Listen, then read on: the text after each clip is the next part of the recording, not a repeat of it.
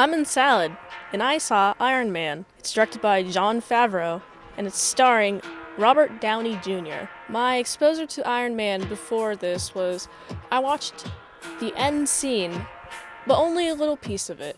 And then I also watched Iron Man 2 and 3. I watched Iron Man 3 a couple of times. It's weird that I skipped the first one. The movie starts with Robert Downey Jr. in a tank.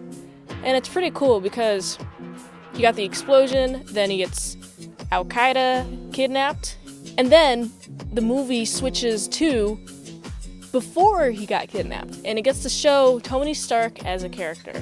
How he interacts with people, he's kind of an asshole, he's a little bit ungrateful, and it's pretty great. I like this Tony Stark, but I like the Tony Stark that is to come. So you got Tony Stark, and he's stuck in Al-Qaeda, and he meets the scientist guy. And the scientist guy saved him from the explosion. He got this magnet next to his heart, and I remember that when I saw the second movie, I was like, oh, is that his heart? Where did his heart go? And it took me until realizing, oh wait, that's a magnet. The scientist guy and Tony Stark are supposed to build some weapons for these people, but in secret, it's building a body of armor, and it's pretty great.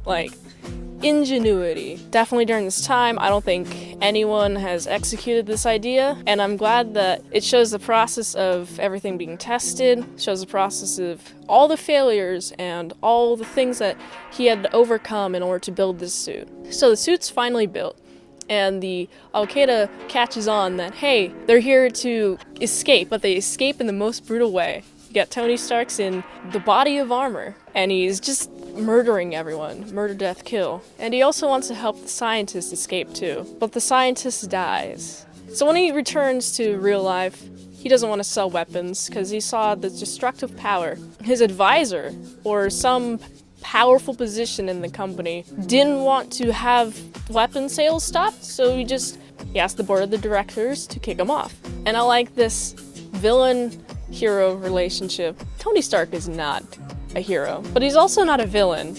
He's just opportunistic, an anti-hero type, and he shows a lot of character growth in this movie. He keeps upgrading his suit, and the villain guy is curious as to what he is building. He eventually figures it out. He injects this poison, tranquilizer thing into Tony, and he takes out his heart and just leaves him there to die.